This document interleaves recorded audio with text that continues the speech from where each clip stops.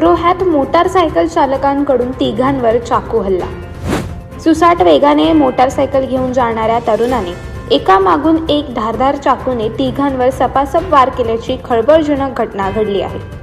या धारदार चाकू हल्ल्यात पती पत्नीसह गावातील अन्य एक जण जखमी झाल्याची घटना रोहा तालुक्यातील चणेरा भागातील खारखर्डी पारंखार गावात घडली।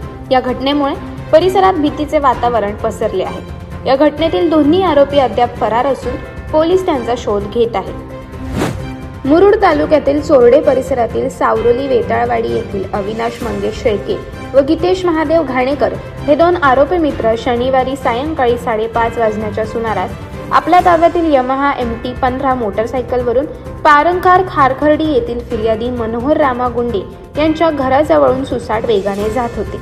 त्यावेळी त्यांची पत्नी मयुरी गुंडे यांनी हळू जा असे सांगितले असता या गोष्टीचा मनात राग येऊन आरोपी अविनाश शेळके याने त्यांच्या जवळ असलेल्या धारदार लोखंडी सुरा काढून मनोहर गुंडे यांच्या खांद्यावर व डाव्या हाताच्या पंजाजवळ वार करून त्यांना जखमी केले। त्यानंतर रागाचा पारा चढलेल्या त्या आरोपी तरुणाने साक्षीदार पत्नी मयुरी गुंडे या महिलेच्या डोक्यात व उजव्या हातावर वार केले।